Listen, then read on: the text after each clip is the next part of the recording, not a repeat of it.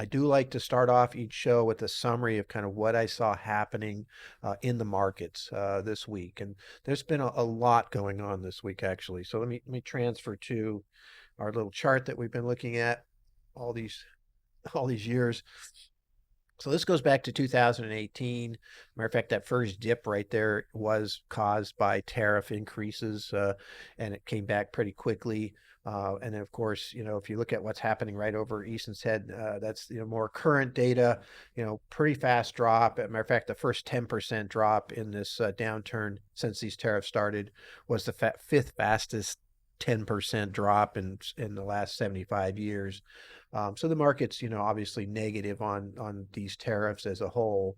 And so this week, I think the things that are really important to kind of understand are, first of all, on Monday, the market dropped 2.5% Hmm. and was actually down even more than that at one point in time. And that had to do with the fact that over the weekend, there was more tweets coming from Trump talking negatively about Chairman Powell, the head of the Federal Reserve.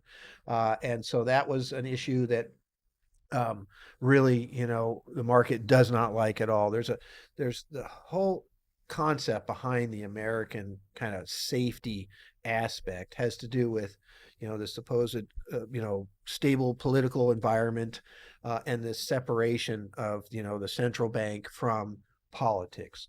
And so theoretically, in the past, you didn't even say anything about the Fed chairman. If you Hmm. kind of look at what Biden did, I don't remember him saying anything negative or positive about the Fed chairman.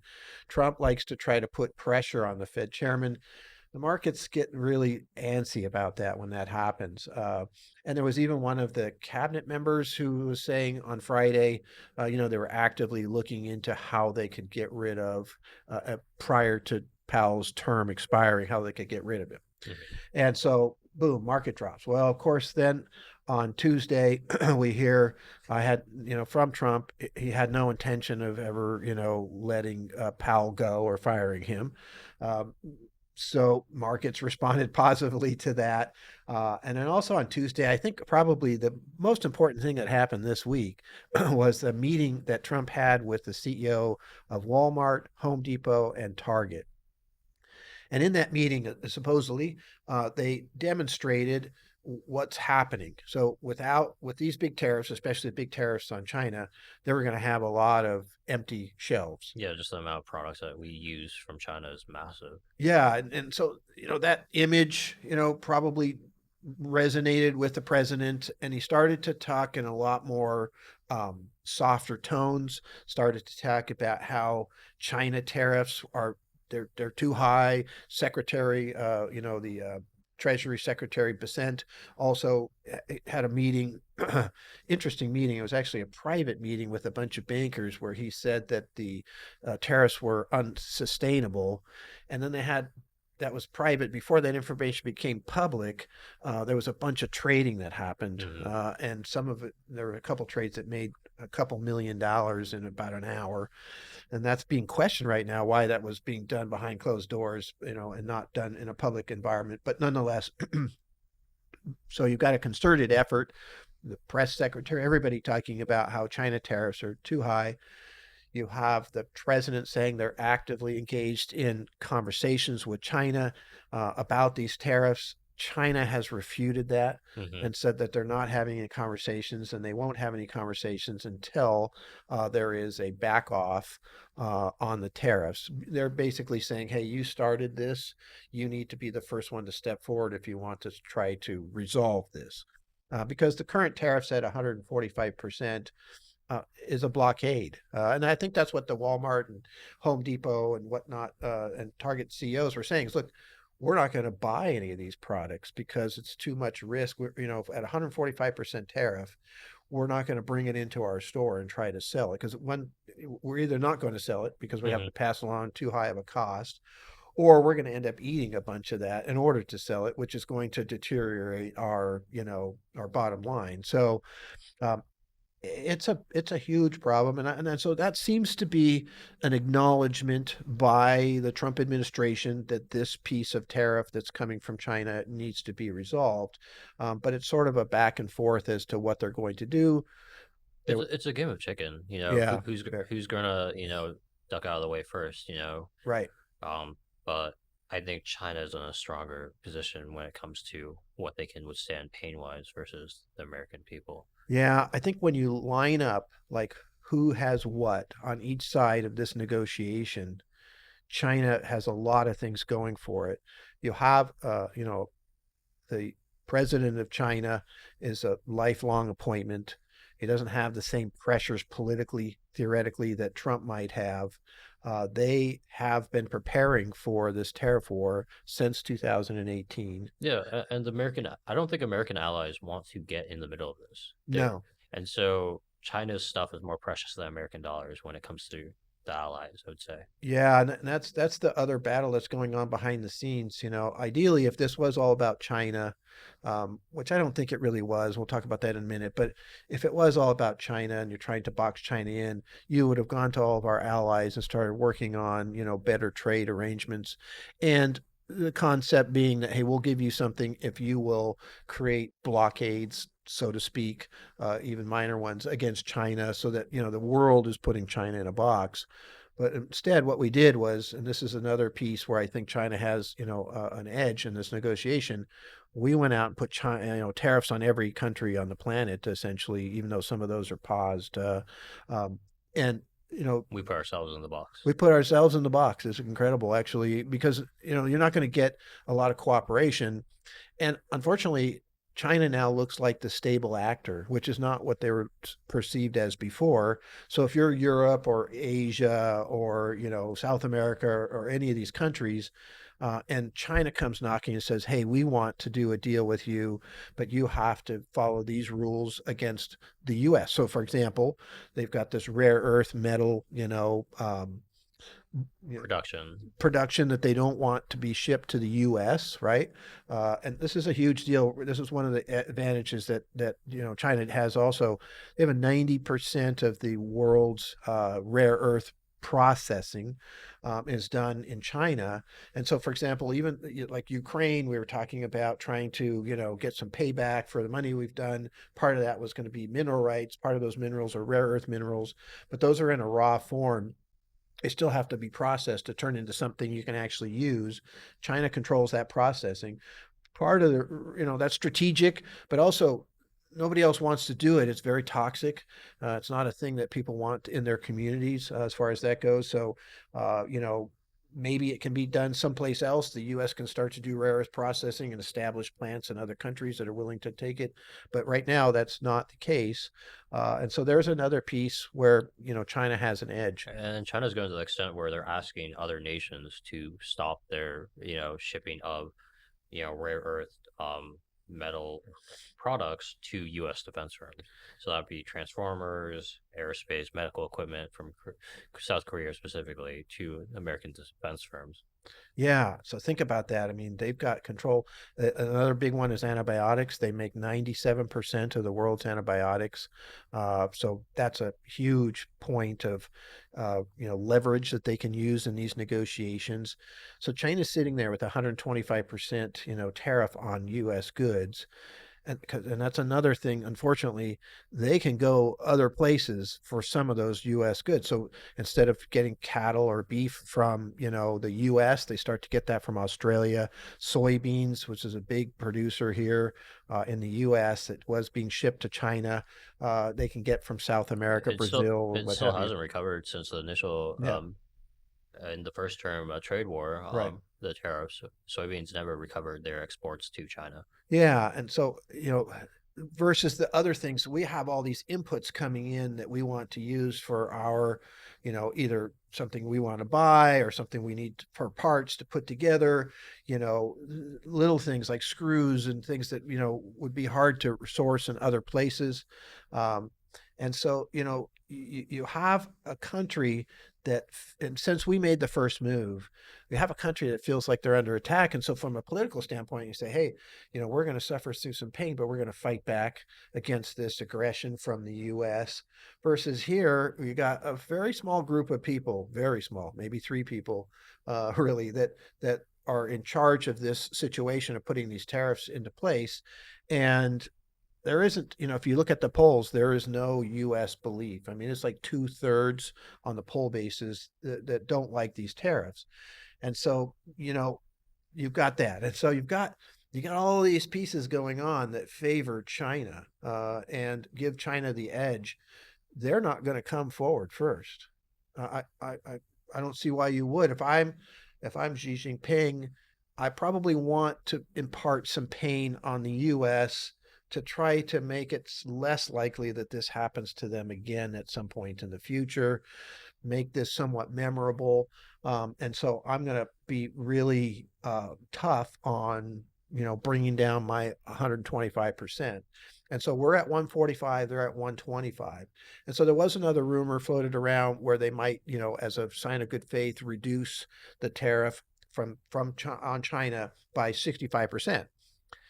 Two things that I think about that. Number one, 80% is still a blockade. It's It not that doesn't much make any different. difference. It would make a difference to China because they would look at that as a first step, and that is what they've been asking for. So that's great. But it also then puts China in a position of additional strength because they're still at 125. So you're now at 80, and they're at 125, and they refuse to come down because they have all these other leverage points until you come down first. And so it's going to be this whole thing that goes around. If I was going to do it as a sign of good faith, I might go down to 125, at least be matching them. So when I get to the table with them, we're both at the same point. We'll see what happens, but expect Trump to blink, I'd say next week. This can't go on that much longer. I think we're going to start to see, some of these shortages. I keep reading article after article after article of companies that did stock up. I got an email today from a company saying, hey, we have 1 month supply left. If you want to get something at the current prices before the tariff stuff starts to come in, you should order. Right. And so there have been, retail sales were up 1.4% in March. I mean, it's just huge jump actually over what it was. And so people are running around kind of stocking up, but eventually that stock's going to dry up. And so Mhm. that's why this timing of when this happens. So that's just the beginning. I thought it should have started this week. I thought the conversations should have started this week. They're claiming there's conversations, and China's saying there's not. We have to decide who we want to believe, in that regards. But irregardless, nothing has happened, at all. And so that's going to be very interesting. But I would expect next week that there's some type of, I mean, we've already had some walk back just in words, right? Mhm. Hey, Trump says the tariffs for China are too high. I know that. We're going to find a beautiful tariff that works for both of us and a great concept. And, and that could happen, but it needs to happen quickly because there's so many things that are kind of creaking on this. We've seen shipping from China drop 60%, Mhm. right? And so it makes sense. I mean, why would you order anything if you think the tariffs are going to come down? You just wait. So you overordered, hopefully before the tariffs hit, and now you're just not going to order anything. Of course, that affects pretty heavy industries. We've already heard about layoffs in a Volvo, plant that makes trucks. So trucking and shipping could, is going to be less if there's less coming in. And you've also got, eventually if you start getting empty shelves, there's 19 million people working in retail, right? There'll be less people working in retail if there's less to sell, just as a defensive measure, from Target, Walmart, Home Depot, whoever it might be. And, these are the companies that can survive and deal with this. The real backbone, which is not being talked about at all, which is the small business, they're just going to go out of business. You Yeah, know, they can't survive. no, they don't have that resource. They can't pay the tariff. And so this tariff is the thing. It's the thing I think about the most. It's still out there. We went from a 2.2% net average tariff prior to Inauguration Day to now a 27% net average tariff. That's, more than 10 times higher tariffs. A big chunk of that is because of this 145% on China. If we get that back down, to something more reasonable, say 25% or something, which is still really high, however, could be, sustainable. So, uh, so that's what's going on, and just in terms of the dynamics between this. And to me, it all revolves around China. Whatever other positive information we get, like, oh, we made a trade deal with India or something along those lines, will be welcomed because we need to start knocking those out too. But if you don't have China, you have problems. You don't have antibiotics potentially. You don't have rare earth metals. You are going to have massive disruptions in different areas because China has, we're codependent on each other to a large degree. China has reduced their exposure to us since 2018. 20% of their exports were to the U.S. and now it's down to 15% and dropping probably, but prior to this big tariff thing. So they've been working on this and preparing for this for quite some time. So that'll be interesting. Now there are some good things that happened this week that I think are really potentially really important. First of all, um, there's this concept comes from what they call Dow theory. So Charles Dow in the 1880s um, started writing, and it basically became the Wall Street Journal, right? And then after he passed away, successive editors for the Wall Street Journal started putting together all of his writings into what they now call the Dow theory. And part of that is what's called primary direction. So this has been going on for a really long time, and I'll just give you an example and show you why it's important today. So if you look at where those three red arrows are, that was the summer of 2023, actually July through October of 2023. And you can see we had some inflation kind of flaring back up and the market was worried about it. And we saw, some highs, but they never got higher than the last high, right? So we kind of cascading down. And when the market's going down, you're looking at the highs, not the lows. Okay. So then all of a sudden we ended up with a higher high. And lo and behold, we changed direction, right? I mean, that was not a primary move down. More things had to happen, but it's a good example. And so if you look at what's happened right now, okay, so here we have our, three arrows. All those highs are lower than each other. But then yesterday we closed above the last high. And so far today, we're actually holding that. And so that's important too. You don't just fall right back down as far as that goes. So based on Dow theory and primary direction, there's several other pieces that go to this, but this is usually the first trigger comes in a situation where you get a higher high. And all of this has transpired since Tuesday, since we started saying, hey, we're not going to fire Chairman Powell. We are going to, reduce tariffs on China. We're in conversations with China, all of these nice things. Now, one thing that did come up today that was interesting, they said that pause that they did, the big pause, that was a huge update. It was a 90-day pause, and this includes basically every country in the world outside of China because they kept those tariffs. But they said today that they're not going to extend that pause, and they're trying to put pressure on these countries to come to the table and make these trade negotiations across the board. Trade negotiations, actually, from what I've read, take a couple of years to really put into place and hammer out. China and Mexico, the one that we had during the trade deal during the first term for Trump, took 2 years. 2 years, yeah. The USMCA, so that replaced NAFTA, Canada, Mexico, US, basically knocked the tariffs down to zero in most cases. And that did take a couple of years, but what they're doing is they're working on what's called a memorandum of understanding, which is just a much more streamlined, probably here's the number type of thing. And they'll have things that they want, so they're going to be busy as far as that goes. But that, to me, that's a good sign, right? That's a good piece, for the market itself. It's not enough for me to say, hey, we should be jumping back in, because this week when the market started to go up, we reduced our exposure. We were at 63% total stock market across the board with all of our clients. We dropped that down after Liberation Day to 23%. And again, the pieces that we have left are highly appreciated pieces or stocks that somebody wants us to keep, whatever that might be. Legacy, we call those legacy positions. And then based on the pause, we went back in another 10%. All right, so we were up to 33%. We've taken that back off the table this week because of the tariff inaction on China. Every day that goes by is another risk associated with what could happen. Because, again, if it takes us a couple of months to finally get that down, that could be very catastrophic. And the problem that we have here is that people aren't really accounting for the what could break, right? What could fail in 2008 downturn? It was Lehman Brothers, and it cascaded us down.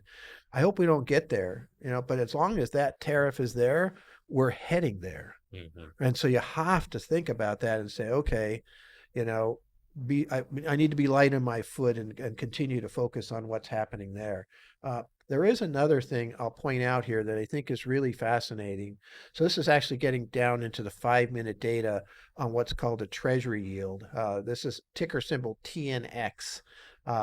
And so the whole thing, if you listen to Trump when he's talking, like he got really upset when Chairman Powell gave his presentation in Chicago and talked about how the Federal Reserve was very unlikely to do anything because they weren't sure, how much are the tariffs, how long are the tariffs, how much impact are the tariffs going to have on prices, right? Those are big ones.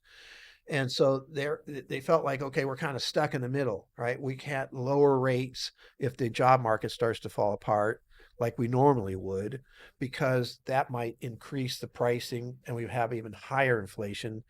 And so that's what really upset Trump as far as that goes and made him start to go after the Federal Reserve Chairman. And one of the things that they really seem to be trying to do is to drive down interest rates. We've heard that from Trump flat out multiple times.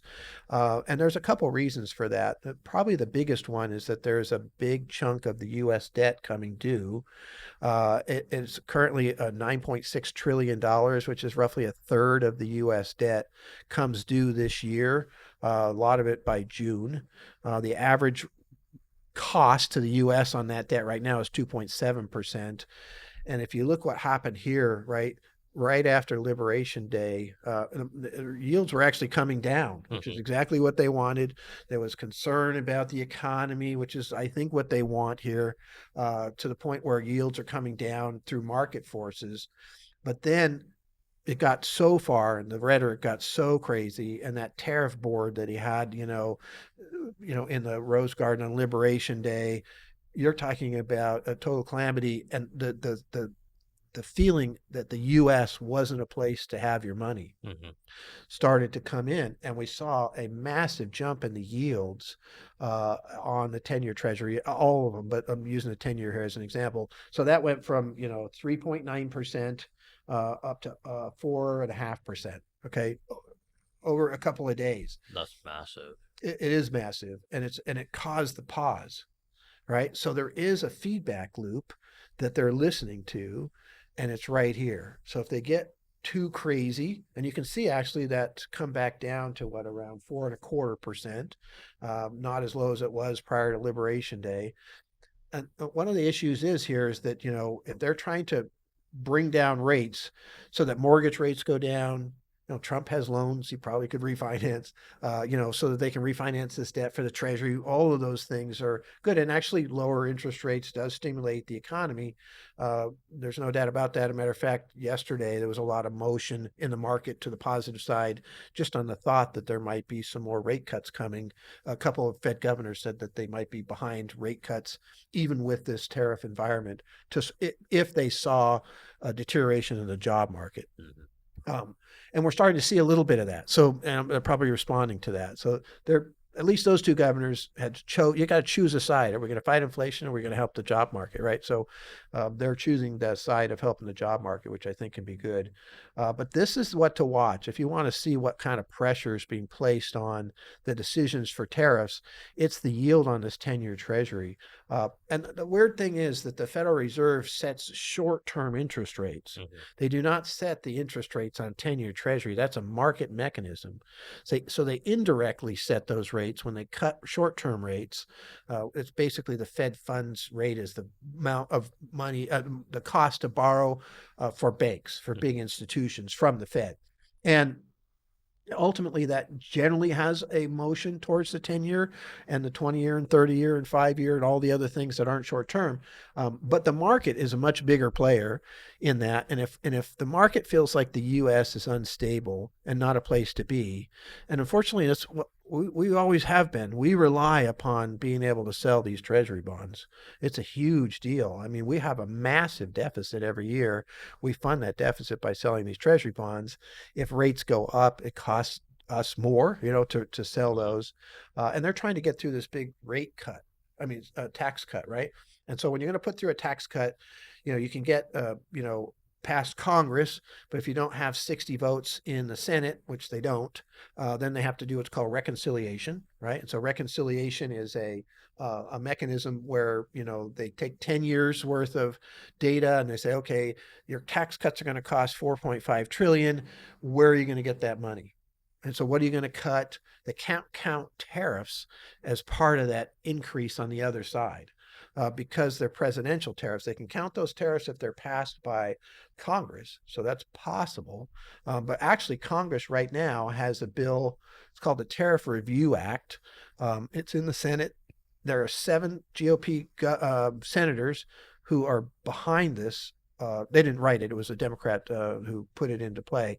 But it's a pretty cool bill. It just says that if after 60 days, if Congress has not approved, right, the tariff, it disappears. Hmm. That sounds awesome. And so it puts that tariff back into congressional control. So it looks like it could pass the Senate. I don't know if it could pass the House, but let's say it does. Unfortunately, Trump can veto it. So, and then you had to get 2/3 of the Senate and the House to override that veto. Hmm. The only way that happens is if the market is down 40+% in my mind, and we're in total chaos. Something is broken. And basically, the Republican people that might have not voted for it are looking at it and say, well, yeah, they might primary me if I do vote for it, but it won't matter because I'm going to lose to the Democrat anyway because these tariffs have caused this significant pain. So, impossible it could be resolved that way. But in my opinion, that's already too late as far as that goes. Uh, this is the biggest mechanism for resolving it, is what happens in the Treasury, because the other area is the courts, right? And again, it's possible. Supreme Court, I don't think, is very happy about being ignored on this deportation of this gentleman from Maryland, and so maybe they would go along with what the courts say and say basically that these tariffs are illegal because the president can only put tariffs in on an emergency situation, and so, but again, if we still have 145% tariff on China, we're not going to be able to wait for, Hmm. the Supreme Court, the lower courts, and then the Supreme Court to finally get through these cases. There'll already be too much damage done. So I think this is the fastest mechanism for feedback. It has created a situation where they did the pause. That was big, right? If all those tariffs were still there, plus this China piece, it would really be crazy. So the pause is a big deal caused by this motion here. So that's kind of where we're at. It's an interesting time frame, and it'll be fascinating to see how this plays out. Uh, but this is unprecedented. This is the highest tariffs we've had in almost 100 years, and the highest before that was another 100 years, 1828, 1930, and now 28 and 30 were both depressions, exaggerated by tariffs as far as that goes.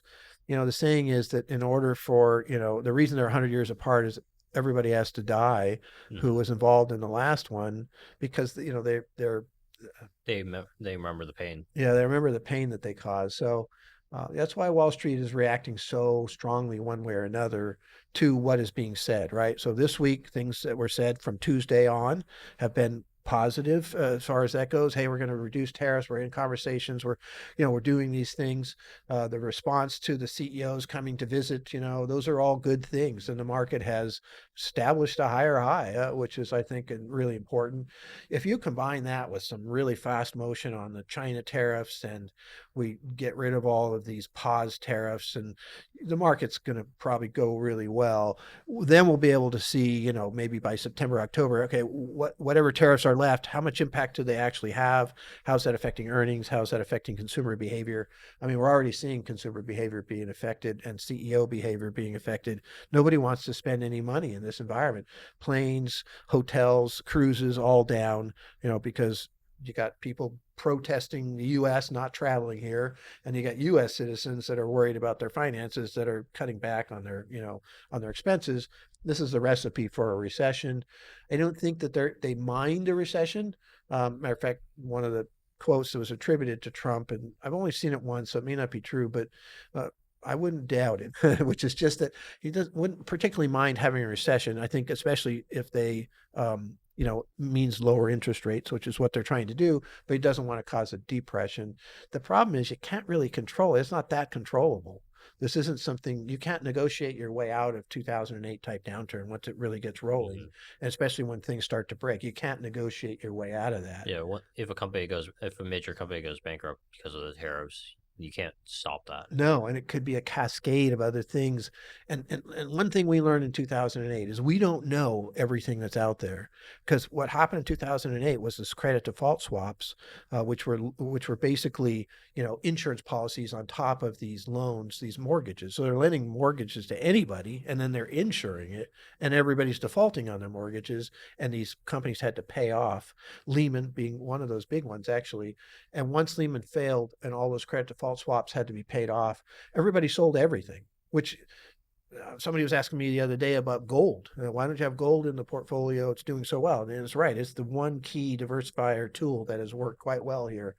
But the problem for gold, in my experience, okay, is that it is a storage of value. People put it there to hold their value. If they're worried about currencies or whatever it is, gold's that storage of value. But in 2008, everybody needed money. And so they sold everything, every good stock, gold included. There was no diversification strategy. That's why we use T-bills instead of gold as our hedge, because T-bills still paid. They continue to pay pretty much every day. They're up slightly. And so that's, there's not a lot of places to hide if we're going to head into something along those lines. And this tariff thing could create a 2008 type of downturn, a real one where you have, economic problems that can't be solved. Um, the one thing we did learn in 2008, and I think this is important, is that we could stimulus our way out of that bottom. That could have turned into a depression. We were down 57%. They started all kinds of TARF and TARP and sending money out to individuals in the US here. And the quantitative easing, the Fed starts to buy treasury bonds, on the open market, started at that point in time. So there are some tools, but they're also inflationary. So it's not really possible in the real world to have inflation during a recession unless you have tariffs. Hmm. It's the only way I can think of where you could have both. And that's what they call stagflation. Technically, stagflation is slow growth, not falling growth. So we'll see what happens. So there's enough question marks here to look at this and say, okay, there, this might be it. This might be the recovery. It's going to come back. Federal Reserve might start lowering rates. Might be able to get China, on board pretty quickly, and we're done. Just like in 2018, we dropped almost exactly the same amount, just short of 20% in both cases, and now we're going to come back and we're going to move on to other subjects or whatever it might be. So, that's definitely possible. There could be some great buying opportunities in here, but in my opinion, until that 145% tariff on China is dealt with, it's time to be cautious and just wait it out as far as that goes. So anyway, very interesting time to be an investor. You're going to learn a lot about how all these things work. I'm happy to discuss this, and we'll look forward to talking about it again next week.